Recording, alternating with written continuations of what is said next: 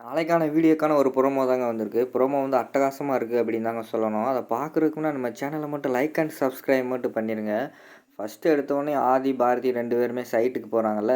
சைட்ல போய் அங்க ஃபைல் எல்லாம் வெரிஃபிகேஷன் செக் பண்ணி பார்த்துக்கிட்டு இருக்காங்க.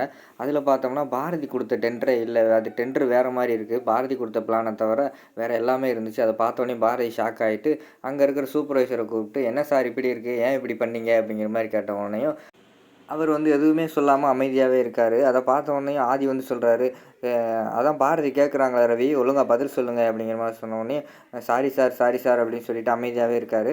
உடனே வந்து பாரதி சொல்றாங்க, "இவர்ட்ட வந்து இப்படி கேட்டா வந்து பதில் சொல்ல மாட்டாரு. இவர்ட்ட எப்படி உண்மைய வர வைக்கணும்னு எனக்கு தெரியும். போலீஸுக்கு ஃபோன் போட்டா அவர் வந்து கேட்குற விதமா கேட்டா பதில் சொல்ல போறாங்க.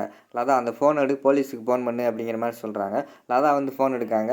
"சார் சார் மன்னிச்சிடுங்க சார். இனிமே பண்ண மாட்டேன் சார், பண்ண மாட்டேன் சார்." அப்படிங்கிற மாரி வந்து கெஞ்சுறாரு அவரு. அப்பலாம் சொல்லுங்க ஏன் இப்படி பண்ணீங்க? அப்படிங்கிற மாரி கேட்டோனே, "சார் சாரி சார். நான் வந்து இந்த பிளான மாத்துனா டீலர்ட்டருந்து எனக்கு கொஞ்சம் கமிஷன் கிடைக்கும். அதனால தான் நான் இப்படி தப்பு பண்ணிட்டேன். மன்னிச்சிடுங்க." அப்படிங்கிற மாரி சொன்னோனே, ஆதிக்கு வந்து பயங்கரமான கோவம் வந்துருது. பலார் பலார்ன்னு கன்னத்துல 2 அற அறைஞ்சிடுறாரு. அரைஞ்சிட்டு அவரோட சட்டைய பிடிச்சிட்டு பேசிக்கிட்டு இருக்காரு. "நீ இப்ப என்ன காரியம் பண்ணியிருக்க தெரியுமா? நம்ம கம்பெனியோட பேரையே கெடுத்துட்ட. உன்னால நம்ம கம்பெனிக்கு கெட்ட பேர் வந்துருச்சு. அது மட்டுமா, நம்ம கட்டப்போற பில்டிங்கில வாழப்போற சின்ன சின்ன குழந்தைகள் உயிருக்கெல்லாம் எவ்வளோ பெரிய ஆபத்து வரப்போகுதுன்னு உனக்கு தெரியுமா? அது தெரியாம நீ இப்படி பண்ணிட்டியே!"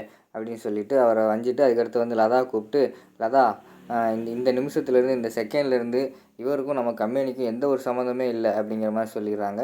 உடனே அவர் வந்து ஷாக் ஆயி பார்த்துக்கிட்டு இருக்காரு. அதோட பார்த்தீங்கன்னா, இந்த ப்ரோமோ வந்து முடிச்சிடுறாங்க.